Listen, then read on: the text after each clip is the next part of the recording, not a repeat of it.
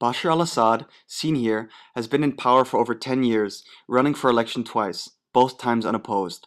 His father, Hafez al-Assad, also ruled Syria for 29 years.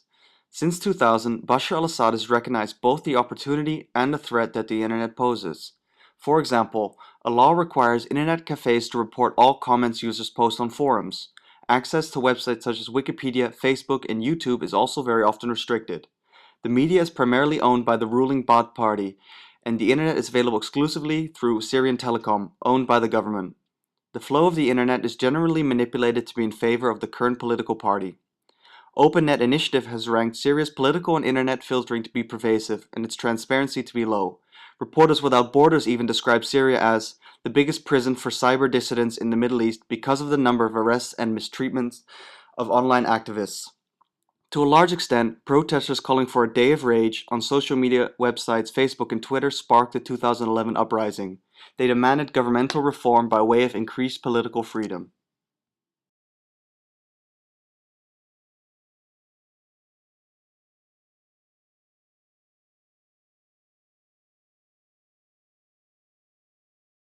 يا بشار ويا بشار ويا كذاب وتضرب انت وهالخطاب الحريه صارت على الباب ويلا ارحل يا بشار ويلا ارحل يا بشار.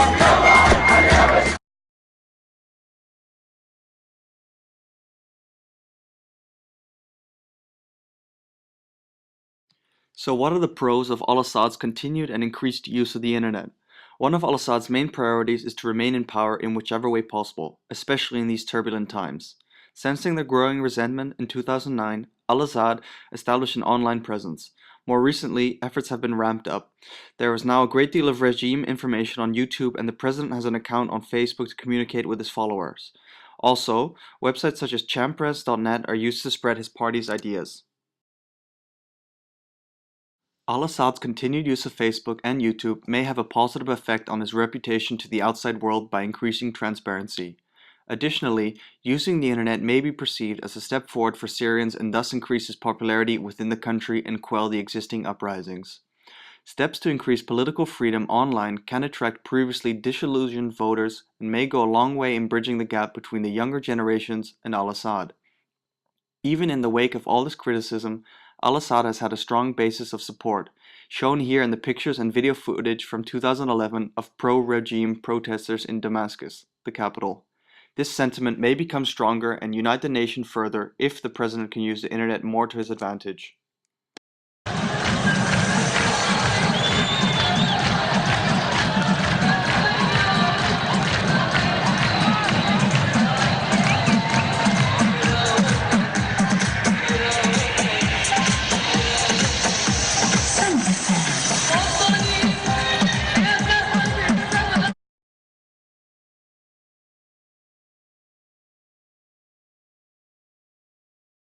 The increased use of the internet also has many disadvantages for al-Assad. More traditional voters in Syria may become disillusioned by al-Assad's new approach, leading to a decline in respect for the usually authoritative figure. These voters may feel that this westernization may threaten the cultural, political, and religious norm. Most importantly, however, is that increased access to the internet will help existing political activists call attention to the situation in Syria. Al-Assad will therefore be unable to control the mass communication within Syria and between Syria and the outside world. Besides protesters and activists, the internet will serve as a better platform for al-Assad's political rivals, who could appeal to the disillusioned citizens of Syria and chip away at its political power base. Finally, an increased use of the internet and social media platforms may drive a wedge between the young, tech-savvy population who are craving for more political freedom and the older, more traditional population who prefer an authoritative figure. To conclude, we were able to get the opinions of a university student from Lebanon specializing in Middle Eastern studies and a professor at the university focusing on cross-cultural management. Although both mentioned that a dilemma such as this is very difficult to navigate through as a leader, they did condemn al-Assad's choices up until now.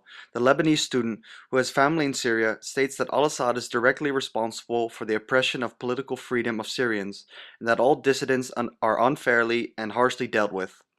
Professor Magalas stated that assuming that the country's citizens will continue to obey al-Assad's military and authoritative power is wrong.